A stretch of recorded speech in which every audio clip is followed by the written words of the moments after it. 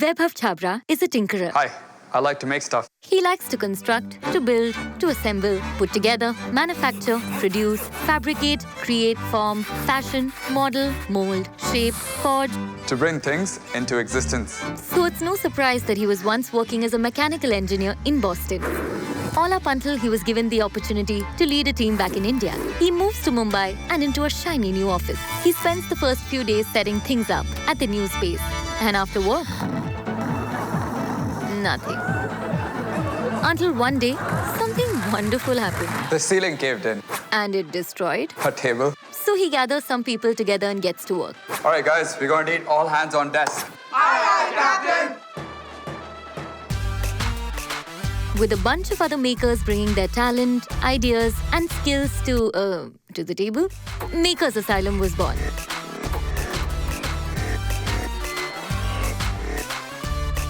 It started off slowly, a motley crew spending Sundays bringing the ideas in their heads alive. It's alive. It's alive! But as the team began to grow, things started to get messy. There is too much of mess on a Monday morning. Please find yourself a new office. We feel like we're going to have to start getting in tenants who can actually pay some rent. वैभव, ये जगह खाली कर दो. मुझे canteen खोलना है.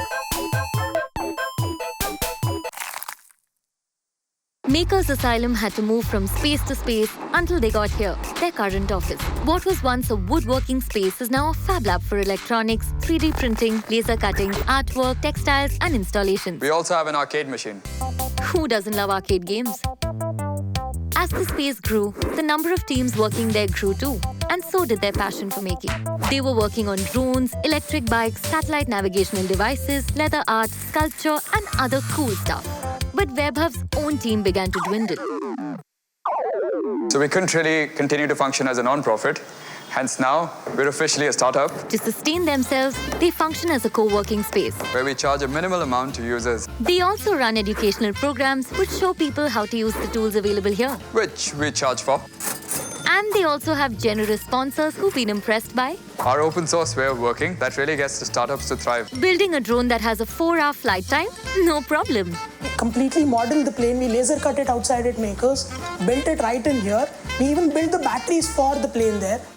Creating an open source collaborative project that tracks the satellites within their bandwidth, communicates and gathers information from them. Piece of cake. We have been using cutting edge technology which is available in Makers Asylum. Since this is an open source community project, a lot of this technology is available off the net and that's downloaded and 3D printed in Makers Asylum. Fashioning custom-made skateboards? Go for it! Coming to Makers, I meet other people, designers, people who have electrical and engineering or architectural knowledge. Picking up and just absorbing information like a sponge from everybody, that's what Makers Asylum is for me, you know? It's pretty chill. People come here for the space. And they stay because of the chance to work with the like-minded people and to be in the community setting. So, in the past 3 years, Makers Asylum has gone from version 1 to version 4. It was buggy at first, but they've taken it apart and put it back together time and time again. Each time, a better product. And what's in the works for the future? There are so many people in India who want to make stuff, and we really want to give them that space to be able to make their projects. We're hoping to set up more bigger spaces in many cities where they can come and build their projects. We're hoping to set up a Makers Asylum Junior for the little ones to be able to make things that matter to them, and at the same time work on alternative education platforms. Oh, and let's not forget where it all started, because Vaibhav's also going to build another table. Hey, Maker's gonna make.